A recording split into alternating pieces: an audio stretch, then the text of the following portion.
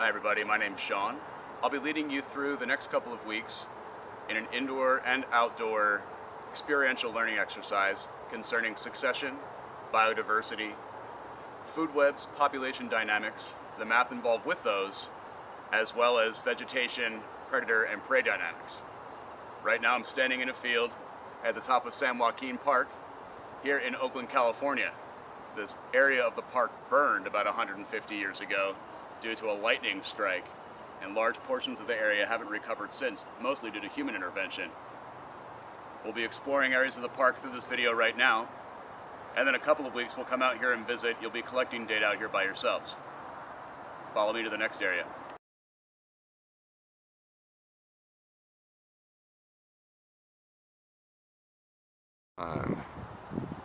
Here we are at our second location. This is only about 50 yards away from where I first spoke with you. I'm standing in front of a stand of eucalyptus trees. These are considered invasive. They're non-native. They were imported in shipping containers back during the gold rush. They're highly subject to fire, and they're also allelopathic, a term I want you to be familiar with before the end of this term. Allelopathy means other plants aren't easily able to grow underneath of these plants due to a chemical that they excrete. And if you look down below here close up, you can see a lot of weeds. Canadian thistle, for instance, which is part of the reason why I want you to wear long pants when we come out here to explore. We're going to head off to the next area and we'll be discussing more forest dynamics.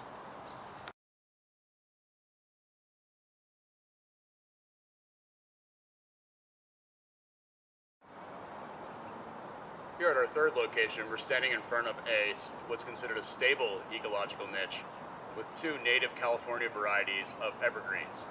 The one closest to me that's slightly smaller is the California oak, and the big tall guy in the middle, that's the California pine, our Monterey pine.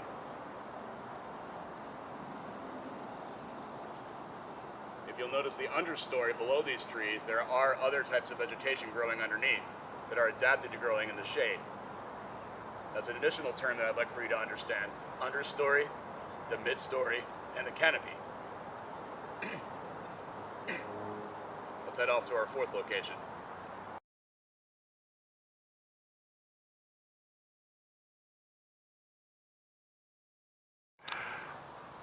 Okay.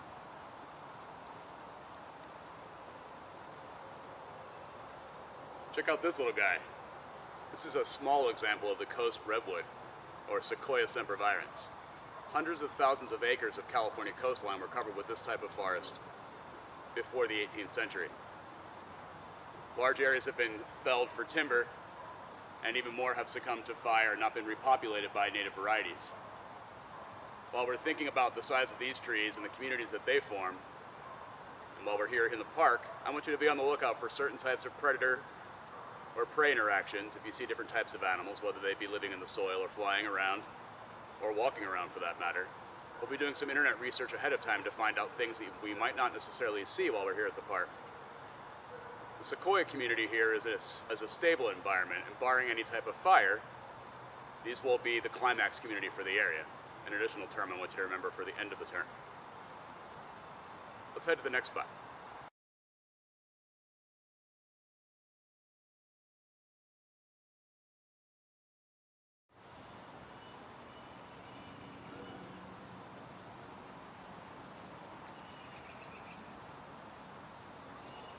As a bit of a side note, I'd like to point out this bit of human intervention in the park, where Friends of Salsal Creek, a non-profit group in the area, is trying to reestablish this area with native plants. And if you look at each individual, these are all native forbs.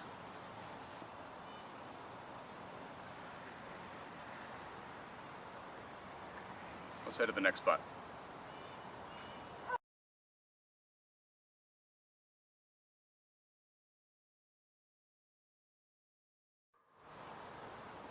During these next few weeks, I'll also be introducing you to 3 mathematical models. Now, I know in my own experience in high school and transitioning into university, I hadn't been exposed to how math and science got together. Math class did math class and science class did science class, and I didn't really understand too terribly well, especially when I went into labs in my freshman and sophomore year, my first time I went through a bachelor's degree. On the first page here we have the exponential growth model, both the graph and 3 explanations of it that are in algebraic terms.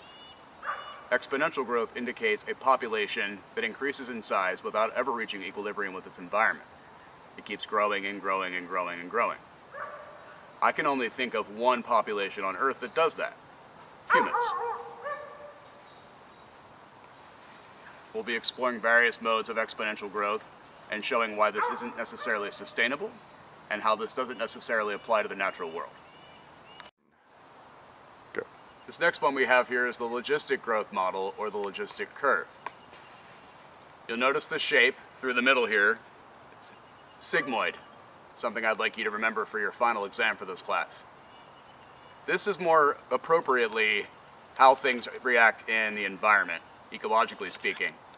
They start out in small numbers and populations, increase rapidly, and then level off at some point.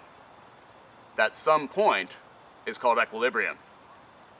Equilibrium isn't necessarily shaped like a flat line up here. It might be more like a sine wave, something else we'll be talking about in the classroom.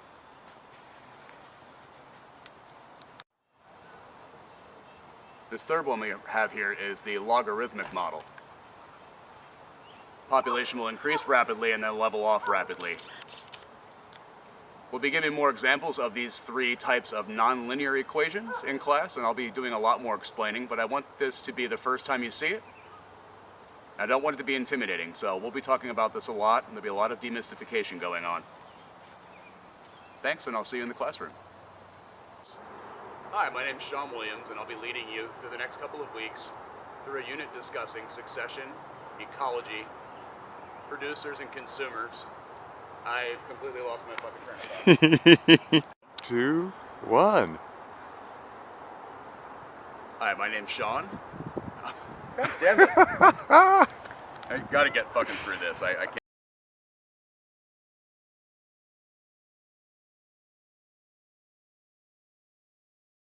Here where the video ends, and just want to be sure you understand that we'll be covering a lot of terms and ideas that you haven't heard of before, especially math as it relates to biology.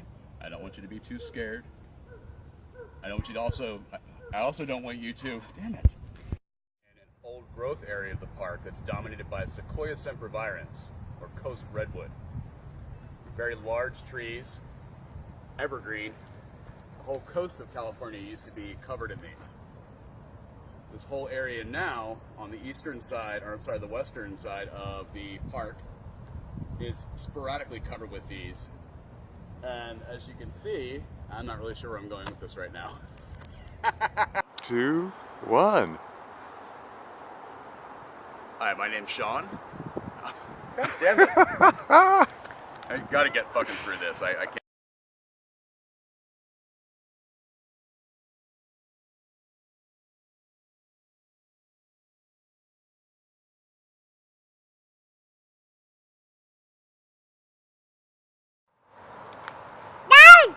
Good? Would you give me the, just the last part of that, follow me to the last area? Yeah. Follow me to the last area. Follow me to the next No. area. Okay. Okay. Follow me to the next area. We're rolling. Coming to you from Joaquin Miller Park, we're standing here at the edge of a field. This field burned approximately 150 years ago. It used to have all of these trees standing in it. This was the break line right here. In this field now is dominated by grasses, forbs, and a little bit of shrubs.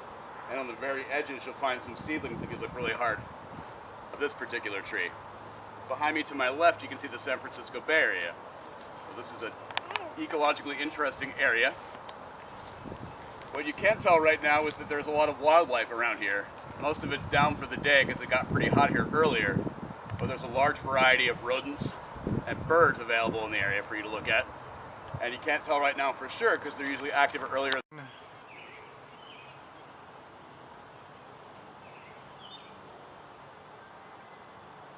Check out this monster. This is a little guy in the coast redwood community. Hundreds of thousands of acres of California coast were covered with these trees before white man settled the area.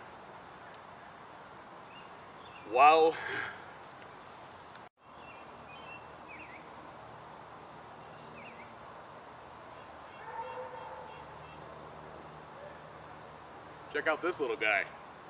This is a small example of the coast redwood, or god damn it.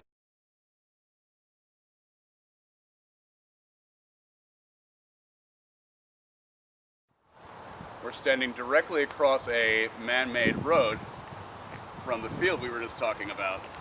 Right behind me is invasive non-native eucalyptus called Eucalyptus globulus. This was imported in the early days of the gold rush in the bags of seeds of migrant workers. It has since spread all over the Bay Area, and as you can see from the constituency below here, it doesn't let other things grow so readily. It's called allelopathy. It produces a chemical that's moderately toxic to other plants, especially other woody plants. So below here you'll see a lot of weeds, especially Canadian thistle. Now what does this say about biodiversity in terms of this area, directly below the eucalyptus, or the effect the eucalyptus itself has upon biodiversity in the area? Let's go on to our next spot.